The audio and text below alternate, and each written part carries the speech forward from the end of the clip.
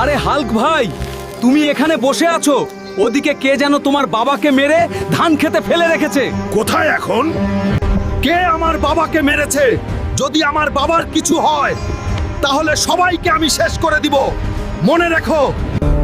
আরে বাবা, কে তোমার এই অবস্থা কে করেছে? শুধু একটা বার তার নামটা বলো, তাকে শেষ করে দিব। তোমরা কে কোথায় আছো? তাড়াতাড়ি বাবাকে হাসপাতালে নিয়ে চলো। ডাক্তার সাহেব, তাড়াতাড়ি দেখুন আমার বাবার কি হয়েছে। কিছু বলতেছে না কেন? ঠিক আছে, আমরা দেখতেছি। তোমার বাবার মাথায় অনেক ছুট লেগেছে, তাকে সুস্থ করতে হলে 20 লাখ টাকা লাগবে। ঠিক আছে, আমি ব্যবস্থা করতেছি। এখন আমি 20 লক্ষ টাকা কোথায় পাবো? কোনো কাজ করলেও তো কেউ আমাকে দিবে না। চাচার কাছে গিয়ে দেখি। চাচা, দয়া করে আমাকে 20 লক্ষ টাকা দিন, বাবাকে বাঁচাতে হবে, না হলে মরে যাবে। আমার কাছে কোনো টাকা নাই, যাও তুমি। চাচাও তো আমাকে কোনো টাকা দিল না। এখন আমি কোথায় যাব, কি করব? ইয়া আল্লাহ, তুমি আমাকে রহম করো। শোনো শোনো শোনো, পাশের গ্রামে একটা বড় অ্যানাকন্ডা সাপ এসেছে। যে তাকে মারতে পারবে, জমিদার মশাই তাকে 50 লক্ষ টাকা দিবে। আমি এই অ্যানাকন্ডাকে মারবো, প্রয়োজনে জীবন দিব। বাবার জন্য আমি জীবন দিতেও রাজি।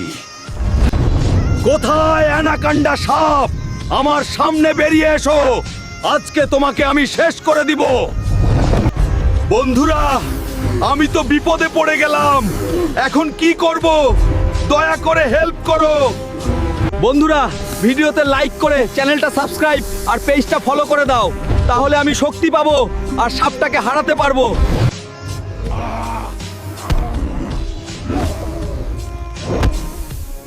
আমি পেরেছি। হাল্ক আমাদের পেরেছে এই অ্যানাকন্ডা সাপটাকে শেষ করতে আর গ্রামটাকে বাঁচাতে, তাই তাকে 50 লক্ষ টাকা পুরস্কার দেওয়া হলো। ডাক্তার সাহেব, আমি ব্যাগে করে 20 লক্ষ টাকা এনেছি, আপনি আমার বাবার অপারেশন শুরু করুন। ঠিক আছে। আজকে তোর জন্য আমি বেঁচে আছি, তোকে অনেক ধন্যবাদ। বাবা, এটা আমার কর্তব্য। বন্ধুরা, তুমি যদি তোমার বাবাকে সত্যিই মন থেকে ভালোবাসো তাহলে কমেন্ট বক্সে লিখে দাও, আই লাভ বাবা।